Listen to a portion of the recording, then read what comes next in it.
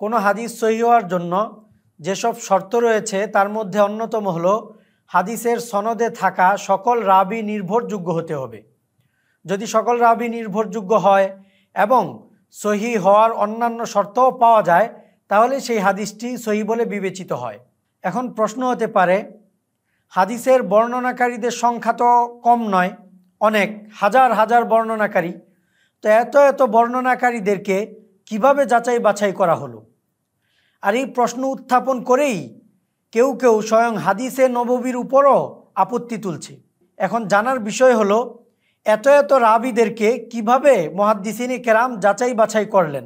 তো মুহাদ্দিসিনে কেরাম রাবিদেরকে যাচাই বাছাই করার জন্য যেসব পন্থা অবলম্বন করেছেন তা যদি কেউ জানে তাহলে তার কাছে এই প্রশ্ন এবং এই সংশয় সম্পূর্ণ অবান্তর মনে হবে। তো চলুন আমরা জেনে নিই মুহাদ্দিসিনে কেরাম রাবিদেরকে কিভাবে যাচাই বাছাই করলেন। মুহাদ্দিসিনে কেরাম যেভাবে রাবিদেরকে যাচাই বাছাই করেছেন তার কয়েকটি পন্থা আমি আপনাদের সামনে তুলে ধরছি। 1.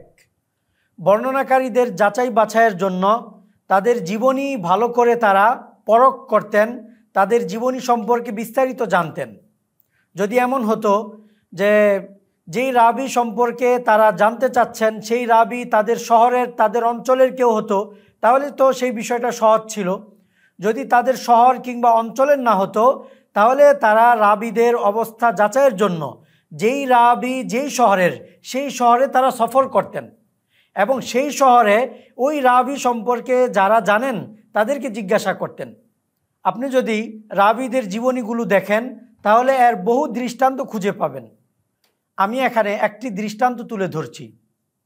কুফার বিখ্যাত মুহাদ্দিস হাসান ইবনে সালেহ আল হামদানি বলেন, আমরা যখন কারো থেকে হাদিস লেখার ইচ্ছা করতাম তখন তার সম্পর্কে এত জিজ্ঞাসা করতাম যে লোকেরা বলতো, আপনারা কি তার কাছে কাউকে বিবাহ দিতে চাচ্ছেন নাকি?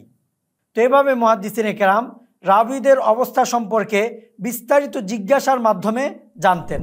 জন্ম মৃত্যু বা অন্যান্য শাস্ত্রীয় বিষয় দিয়ে যাচাই করা। মনে করুন একজন রাবি আরেকজন রাবি থেকে কোনো হাদিস বর্ণনা করলো, তো বর্ণনাকারী রাবিকে জিজ্ঞাসা করা হতো যে আপনি যার থেকে হাদিসটি বর্ণনা করেছেন তার সাথে আপনার কোথায় সাক্ষাৎ হয়েছে, কোথায় আপনি তাকে দেখেছেন? তো তখনও যদি কেউ মিথ্যা বলতো তাহলে তার মিথ্যাটা জন্ম মৃত্যুর তারিখ দিয়ে খুব সহজেই মুহাদ্দিসিনে কেরাম বুঝে ফেলতেন। একটি দৃষ্টান্ত দেখুন। উফাইর ইবনে মাদান বলেন, হিমসে আমাদের কাছে একজন রাবি আসলেন, তিনি আমাদের কাছে বর্ণনা করতে লাগলেন, তোমাদের মহান শায়েখ আমাদের কাছে বর্ণনা করেছেন। আমরা বললাম, মহান শায়েখ বলতে আপনি কাকে বুঝাচ্ছেন? তিনি বললেন, খালিদ ইবনে মাদানকে। তখন উফাইর বললেন, আচ্ছা আপনি খালিদ ইবনে মাদানের সাথে কত হিজরিতে সাক্ষাৎ করেছেন? তিনি বললেন 108 হিজরিতে। এরপর বললেন যে আপনি কোথায় তার সাথে সাক্ষাৎ করেছেন? তিনি বললেন আর্মেনিয়ার যুদ্ধে। তখন উফাইর বললেন, আমি সেই শায়েখকে বললাম, হে শায়েখ আপনি আল্লাহকে ভয় করেন, মিথ্যা বলেন না, কারণ আপনি খালিদ ইবনে মাদানের সাথে সাক্ষাৎ করেছেন 108 হিজরিতে অথচ তার ইন্তেকাল হয়ে গেছে 104 হিজরিতে। আপনি বলছেন আর্মেনিয়ার যুদ্ধে তার সাথে আপনার সাক্ষাৎ হয়েছে অথচ তিনি আর্মেনিয়ার যুদ্ধে যাননি। তো দর্শক লক্ষ্য করুন, এখানে মুহাদ্দিসরা তারিখ এবং জন্ম মৃত্যু সন মনে রেখে কিভাবে এই রাবি ওমর ইবনে মুসাকে যাচাই করে ফেললেন যে সে মিথ্যাবাদী। তো এভাবেই তারিখের মাধ্যমে জন্ম মৃত্যু জিজ্ঞাসা করার মাধ্যমে কোথায় তার সাথে সাক্ষাৎ হয়েছে, কত হিজরিতে সাক্ষাৎ হয়েছে, এইসব জিজ্ঞাসাবাদের মাধ্যমেও মুহাদ্দিসরা রাবিদের যাচাই করতেন, তাদের অবস্থা জানতে পারতেন। 3. বর্ণনাকারীরা যেই ওস্তাজ থেকে হাদিস বর্ণনা করতেন সেই ওস্তাজ সম্পর্কে বিস্তারিত জিজ্ঞাসা করতেন। যেমন হাকেম আবু আবদুল্লাহ বলেন, আবু বকর আল মুকরি আমাকে তার ঘটনা শুনিয়েছেন যে একবার তার লিহিয়ানির সাথে সাক্ষাৎ হলো। তো লিহিয়ানিকে তিনি জিজ্ঞাসা করলেন, আপনি ইরাকে কার কাছে পড়েছেন? লিহিয়ানি বললেন, ইবনে মুজাহিদের কাছে। আমি বললাম, আপনি ইবনে মুজাহিদের কাছে পড়েছেন কি তার খেজাব লাগানোর আগে না পরে? তিনি বললেন, আমি তার কাছে তার চুলে খেজাব লাগানো অবস্থায় পড়েছি, অর্থাৎ খেজাব লাগানোর পর। আমি বললাম, আপনি কি তার কাছে পড়েছেন তার লাঠি ব্যবহারের পূর্বে না পর? তিনি বললেন লাঠি ব্যবহারের পর। আর আর তিনি তো লাঠি ছাড়া বেরই হতেন না। তখন আমি বললাম, আরে ভাই, ইবনে মুজাহিদ তো কখনো খেজাবি ব্যবহার করেননি, তিনি তো কখনো কোনো লাঠিই ব্যবহার করেননি। আর আপনি কিভাবে বলছেন যে আপনি খেজাব লাগানো অবস্থায় তার কাছে পড়েছেন, লাঠি ব্যবহারের পরে তার কাছে পড়েছেন, লাঠি ছাড়া তিনি ঘর থেকে বেরই হতো না? তা আপনি তো মিথ্যা বলছেন। তো এভাবেই বর্ণনাকারীকে তার উস্তাদ সম্পর্কে বিস্তারিত জিজ্ঞাসা করে বর্ণনাকারীকে যাচাই করতেন যে সে সত্য বলছে না মিথ্যা বলছে। 4, বর্ণনাকারীদেরকে যাচাই বাছাই করার জন্য অনেক সময় তাদের সামনে হাদিসকে তারা রদবদল করে পেশ করতেন। যদি বর্ণনাকারী সেই রদবদল করা হাদিসকে ঠিক করতে পারতেন তাহলে বুঝতেন যে তিনি ঠিক হাদিস বর্ণনা করতে পারেন, মনে রাখতে পারেন। আর যদি সেই রদবদলকে ধরতে না পারতেন তাহলে তারা বুঝে ফেলতেন যে বর্ণনাকারীর স্মৃতিশক্তি দুর্বল। যেমন হাম্মাদ ইবনে সালামা তার শায়েখ সাবেত আল বুনানিকে পরীক্ষা করার উদ্দেশ্যে একবার ইবনে আবি লাইলার সূত্রে বর্ণিত একটি হাদিসকে আনাস রাদিয়াল্লাহু আনহু বর্ণিত হাদিস বলে পেশ করলেন। তখন সাবেত বললেন, না না, এই হাদিসটি তো আমার কাছে হজরত আনাস বর্ণনা করেননি, বরং তা আমার কাছে ইবনে আবি লাইলা বর্ণনা করেছেন। হাম্মাদ বলেন, অনুরূপভাবে আমি তার কাছে হাদিস রদবদল করে পেশ করতাম, তখন তিনি বলতেন যে না না, অমুকে তো আমার কাছে এই হাদিসটি বর্ণনা করেনি, বরং অমুকে বর্ণনা করেছে, এই বলে তিনি সঠিকভাবে হাদিসটি বর্ণনা করতেন। তো এভাবেই হাম্মাদ ইবনে সালামা তার শায়েখ সাবেত আল বুনানিকে পরীক্ষা করেছেন তিনি কি হাদিস ঠিকমতো মনে রাখতে পারেন কি না। এ সংক্রান্ত সুন্দর একটি ঘটনা রয়েছে, যার সারসংক্ষেপ হলো, একবার ইবনে মাইন এবং আহমদ দুজন সফরে যাচ্ছিলেন। তো পথিমধ্যে আবু নুআইম আল ফজল ইবনু দুকাইনের বাড়ি পড়ল। তো ইবনে মাইন বললেন যে চলুন আমরা আবু নুআইমকে পরীক্ষা করে দেখি যে তিনি কেমন। তো আহমদ বললেন যে তিনি তো নির্ভরযোগ্য, তাকে পরীক্ষা করে লাভ নেই। ইবনে মাইন বললেন চলুন না তাকে দেখি তিনি কেমন। তো ইবনে মাইন তার সূত্রে 30টি হাদিস একটি কাগজে লিখলেন এবং প্রত্যেক 10 হাদিসের পর এমন একটি হাদিসও লিখলেন যেটা মূলত আবু নুআইম বর্ণনা করেন না। তো ইবনে মাইন চাচ্ছিলেন এভাবে আবু নুআইমের হাদিসের মাঝখানে যদি অন্য কারো হাদিস ঢুকিয়ে দেন আর আবু নুআইম তা ধরতে পারেন তাহলে বোঝা যাবে যে তিনি নির্ভরযোগ্য, তাহলে বোঝা যাবে তিনি তার হাদিস ঠিকমতো মনে রাখতে পারেন। আর যদি এটা তিনি ধরতে না পারেন, বরং যেটা তার হাদিস না সেটাকেও তিনি তার নিজের হাদিস বলে বর্ণনা করে দেন, তাহলে বোঝা যাবে যে আবু নুআইমের স্মৃতিশক্তি দুর্বল, তিনি তার হাদিস মুখস্থ রাখতে পারেন না। তো এভাবে তাকে পরীক্ষা করতে গেলেন। প্রথম 10 হাদিস পড়ার পর 11 নম্বর হাদিস যখন পড়লেন, যেটা মূলত আবু নুআইমের হাদিস ছিল না, তো আবু নুআইম বললেন যে এটা বাদ দাও, এটা আমার হাদিস না। অনুরূপভাবে আরও 10টা হাদিস পড়ার পর যখন এমন হাদিস পড়লেন যেটা তার হাদিস না, তখন তিনি বললেন আরে এটা তো আমার হাদিস না, এটা বাদ দাও। এরপর আবার তৃতীয়বার আরও 10টা হাদিস পড়ার পর যখন এমন একটা হাদিস পেশ করলেন যেটা আবু নুআইমের হাদিস না, তখন আবু নুআইম বিষয়টি বুঝে ফেললেন যে তাকে পরীক্ষা করা হচ্ছে। তো আবু নুআইম এক লাথি দিয়ে ইবনে মাইনকে ফেলে দিলেন। তখন ইমাম আহমদ বললেন, আমি বলেছিলাম না লোকটি নির্ভরযোগ্য, তাকে পরীক্ষা করার দরকার নেই, কিন্তু আপনি তো শুনলেন না। তখন ইবনে মাইন বললেন, ওয়াল্লাহি লা রাফসাতুহু আহাব্বু ইলাইয়া মিন সাফারি, আল্লাহর কসম এই লাথিটা আমার এই সফর থেকেও আমার কাছে বেশি প্রিয়। তো দর্শক চিন্তা করে দেখুন, ইবনে মাইন একজন রাবিকে যাচাই করতে গিয়ে অপমানিত হলেন, তার লাথি খেলেন, তাও বলছেন যে যেহেতু আমি অপমানিত এবং লাথি খেয়েও আমার কাছে তার নির্ভরযোগ্য হওয়ার বিষয়টি স্পষ্ট হয়েছে, তার সম্পর্কে আমি জানতে পেরেছি, এই জন্য এই সফরে আমার যা কিছু অর্জিত হয়েছে এর মধ্যে সবচেয়ে প্রিয় হলো এই লাথিটা। তো এভাবেই মুহাদ্দিসিনে কেরাম তাদের আন্তরিক প্রচেষ্টা, ত্যাগ ও কুরবানি এবং নানা ধরনের বিসর্জনের মাধ্যমে হাদিসের বর্ণনাকারীদেরকে যাচাই করতেন। কোনো রাবি যখন কোনো উস্তাদ থেকে হাদিস বর্ণনা করতেন, তখন যার থেকে হাদিসটি বর্ণনা করা হলো স্বয়ং তার কাছে গিয়ে মুহাদ্দিসিনে কেরাম জিজ্ঞাসা করতেন যে তিনি এই হাদিসটি বর্ণনা করেছেন কিনা। আবু বকর ইবনে আবি শাইবা বলেন, আমরা মুজাকারা করতাম আর আমাদের সাথে শাহজাকুনিও থাকতো। একবার শাহজাকুনি আমাদের কাছে মুআজ ইবনে মুআজ থেকে একটা হাদিস বর্ণনা করলেন, তখন আমি লিখে রাখলাম। এরপর আমি মুআজ ইবনে মুআজকে এই হাদিসটি সম্পর্কে জিজ্ঞাসা করলাম, তখন তিনি বললেন যে এই হাদিসের কোনো ভিত্তি নেই। তো এভাবেই আবু বকর ইবনে আবি শাইবা শাহজাকুনি যার থেকে হাদিসটি বর্ণনা করেছেন স্বয়ং তাকে জিজ্ঞাসা করে নিশ্চিত হয়ে গেলেন যে তিনি এই হাদিসটি বর্ণনা করেননি এবং শাহজাকুনি এই জায়গায় মিথ্যা বলেছে। আর মুহাদ্দিসিনে কেরাম যখন বুঝতেন কেউ কোনো বর্ণনায় মিথ্যা বলেছে তখন তার থেকে আর হাদিস গ্রহণ করতেন না।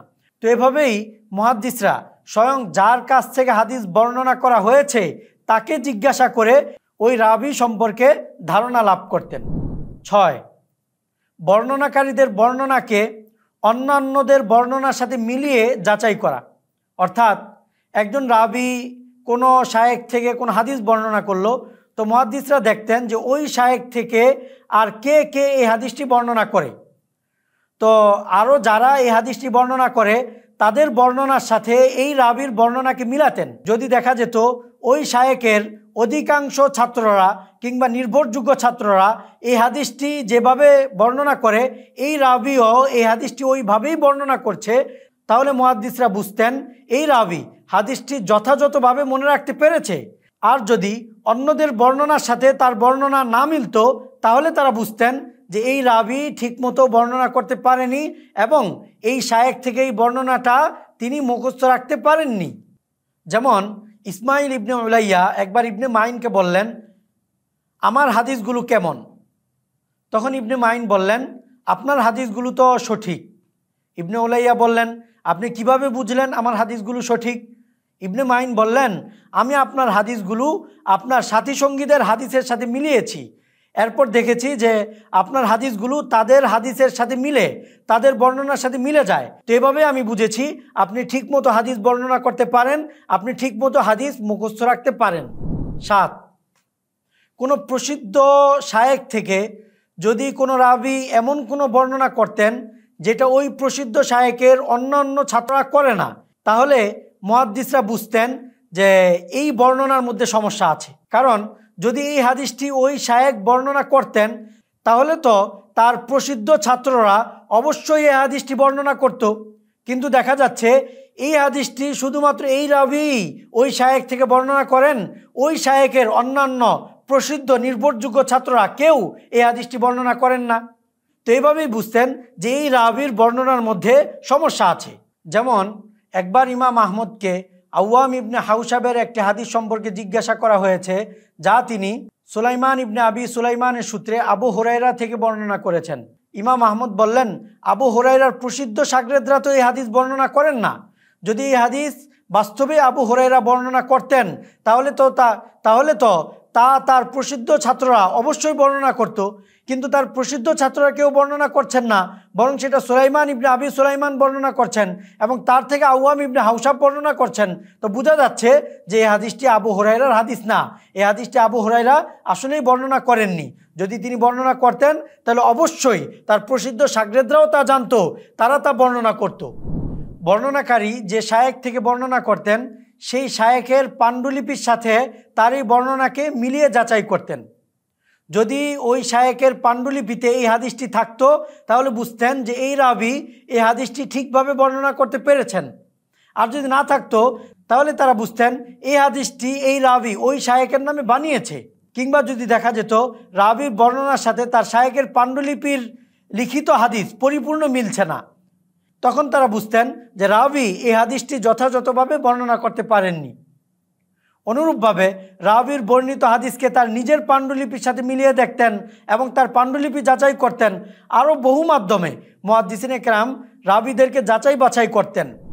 কোনো রাবি সম্পর্কে যাচাই বাছাই করে কোনো মুহাদ্দিস যখন কোনো সিদ্ধান্তে পৌঁছতেন তো সেটা তার থেকে তার ছাত্ররা জানতো, তাদের থেকে তাদের ছাত্ররা। তো এভাবেই একজন রাবি সম্পর্কে সবাই জেনে ফেলত।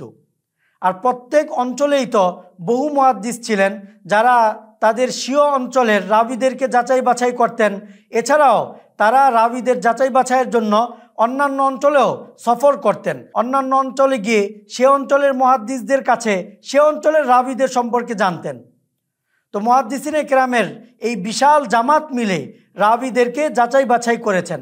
আর রাবিদের সংখ্যাও অনেক বেশি না, বড়জোর তাদের সংখ্যা হবে 30,000 কিংবা এর চেয়ে কিছু বেশি।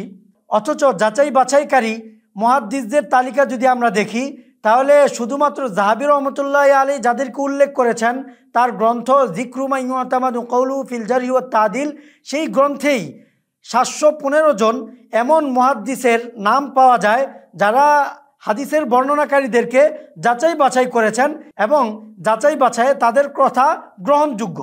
তো চিন্তা করে দেখুন, একজন মুহাদ্দিসই যেখানে শত শত রাবীদেরকে যাচাই বাছাই করতে পারেন, সেখানে মুহাদ্দিসদের এই বিশাল জামাত মিলে মাত্র এই 30,000 কিংবা এর চেয়ে কিছু কম বেশি রাবীদেরকে তারা যাচাই বাছাই করেছেন। এটা তো অসম্ভব কিছু ছিল না।